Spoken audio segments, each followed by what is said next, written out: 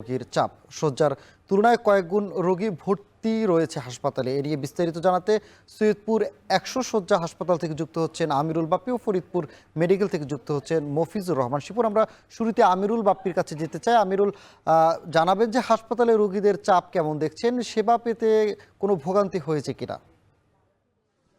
সানি, এখন উত্তরবঙ্গের প্রায় প্রতিটি ঘরেই ঠান্ডাজনিত যেসব রোগ, সর্দি, কাশি, জ্বর এইসবে একদম ভরে গেছে এবং সেটার প্রতিফলন ঘটছে। আমরা হাসপাতালে সেটার প্রতিফলন দেখতে পাচ্ছি। সৈয়দপুর ১০০ শয্যা হাসপাতালে বহির্বিভাগে প্রায় প্রতিদিনই ১,০০০ থেকে ১,২০০ রোগী সেবা নিচ্ছে, যাদের বেশিরভাগই এই ঠান্ডাজনিত রোগে আক্রান্ত। বিশেষ করে শিশু এবং বয়স্করা এই ঠান্ডাজনিত রোগে আক্রান্তের সংখ্যা বেশি এবং চিকিৎসকরা যেটি বলছেন যে বয়স্কদের ক্ষেত্রে ফুসফুসে সংক্রমণজনিত যেসব রোগ বালাই আছে শীতের কারণে সেগুলো তারা বেশি পাচ্ছেন এবং শিশুদের ক্ষেত্রে এই সর্দি কাশির পাশাপাশি ডায়রিয়া, নিউমোনিয়াও তারা দেখতে পাচ্ছেন। এবং গতকালকের দুপুরের হিসাব পর্যন্ত এই ১০০ শয্যা হাসপাতালে রোগী ভর্তি ছিল ১৩৪ জন, অর্থাৎ ধারণ ক্ষমতার প্রায় ১.৫ গুণ বেশি। তো চিকিৎসকরা বলছেন যে সাবধানতা অবলম্বনের আসলে কোনো বিকল্প নেই, যেহেতু উত্তরবঙ্গে স্বাভাবিকভাবেই একটু বেশি শীত পড়ে। এই শীতের যেসব রোগবালাই হয় সেসব রোগবালাই অনেক বেশি হয় আমাদের এই উত্তরাঞ্চলে, যার প্রভাবগুলো পড়ে হাসপাতালগুলোতে। এবং তবে চিকিৎসকরা বলছেন যে হাসপাতালে এখন পর্যন্ত ওষুধের কোনো সংকট নেই। কিছু বিশেষজ্ঞ চিকিৎসকের সংকট থাকলেও তারা ওষুধ দিয়ে রোগীকে পর্যাপ্ত সেবা দিতে পারছেন।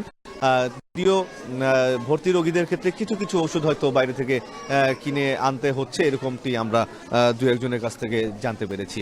আরেকটা বিষয় আপনাকে একটু জানিয়ে রাখতে চাই যে এই গত কয়েক দিনে আমি খোঁজ নিয়ে দেখেছি যে যে টিকা কেন্দ্র আছে হাসপাতালে, সেই টিকা কেন্দ্রে ভ্যাকসিনের সরবরাহ বন্ধ হয়ে গেছে।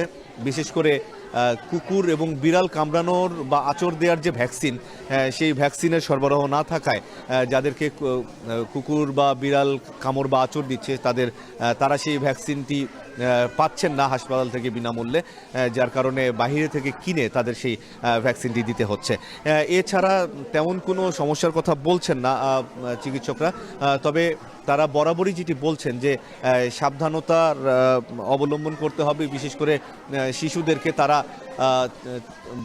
বলছেন যে এই যেন অতিরিক্ত শীতের মধ্যে শিশু যেন সেই বাইরে যেতে না পারে, বয়স্করা যেন।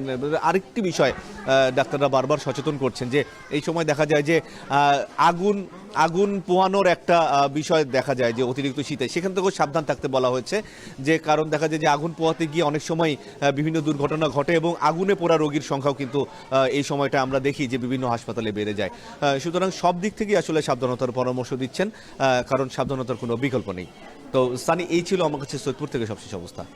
এ নিয়ে আরও জানতে ফরিদপুরে আছেন মফিজুর রহমান শিপুন। আমরা শিপুনের সাথে যুক্ত হতে চাই। শিপুন, জানাবেন যে হাসপাতালে রোগীদের সেবা পেতে ভোগান্তি রয়েছে কিনা, রোগীদের সমাগম কেমন দেখছেন? সানি, আপনি জানেন যে গত এক সপ্তাহের মতো কিন্তু সারা দেশের ন্যায় ফরিদপুরে কিন্তু শীতের তীব্রতা বেড়েছে এবং শীতের তীব্রতার পাশাপাশি কিন্তু ঘন কুয়াশাও কিন্তু আমরা লক্ষ্য করতে পেরেছি। বিশেষ করে সন্ধ্যার পর থেকে সকাল বেলা ১১টা পর্যন্ত, প্রায় ১১টা থেকে ১২টা পর্যন্ত দেখা যায় যে সূর্যের আলো দেখার উপায় থাকে না, এমনটি অবস্থা আমরা কিন্তু দেখতে পেরেছি। যার ফলেই কিন্তু ফরিদপুরের এই বৃহত্তর ফরিদপুর একমাত্র বিশেষায়িত শিশু হসপিটাল শহর জেলার যতগুলো সরকারি বেসরকারি হসপিটাল রয়েছে, ফরিদপুর মেডিকেল কলেজ রয়েছে, সব জায়গায় সর্বত্র কিন্তু আমরা দেখতে পেয়েছি শিশু রোগীর সংখ্যা বেড়েছে। আমরা দেখতে পেয়েছি দূর দূরান্ত থেকে কিন্তু মা বাবা তার সন্তানটিকে নিয়ে এসেছে শিশু ডাক্তারকে দেখার জন্য এবং শিশু ডাক্তারকে কিন্তু একটা লম্বা সিরিয়াল কিন্তু আমরা দেখতে পেয়েছি। আমি কথা বলছিলাম ফরিদপুরের শিশু বিশেষজ্ঞ চিকিৎসক ডাক্তার আব্দুল্লাহ সায়েদের সঙ্গে। তিনি বলেছেন যে এই শীতের সময় কিন্তু মূলত শিশুদের ডায়রিয়া সহ শীতজনিত যে সমস্যাগুলো আছে, সেই নিউমোনিয়া, সেই রোগ নিয়ে কিন্তু আমাদের কাছে বেশি রোগী আসছে।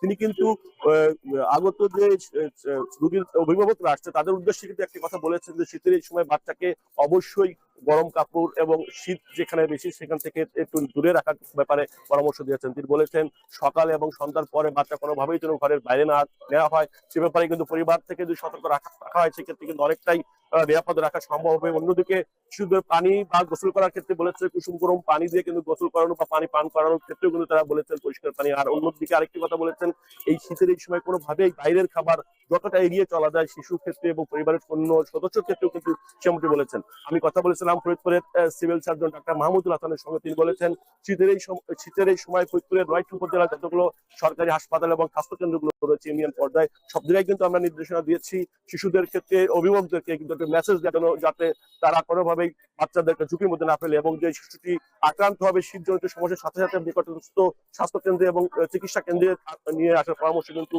চিকিৎসার জন্য বা স্বাস্থ্য বিভাগের পক্ষ থেকে বলা হয়েছে। তো সব মিলে বলতে হয় যে এই শিশু হাসপাতালে কিন্তু প্রতিদিন আউটডোরে ৫০০ থেকে ৬০০ রোগী প্রতিদিন কিন্তু আউটডোরে শুধু ভিজিট করছে, অর্থাৎ স্বাভাবিকের তুলনায় প্রায় ১৫০ থেকে ২০০ রোগী বেশি কিন্তু আসছে এমনটি বলেছেন। তো স্থানীয় ছিল ফরিদপুরের শীতজনিত রোগীর সর্বশেষ খবরাখবর। শীতের তীব্রতা বাড়ায় হাসপাতালগুলোতে বাড়ছে রোগীর সংখ্যা, সে খবরই জানাচ্ছিলেন সহকর্মীরা। সময় হলো এখন জনপদ।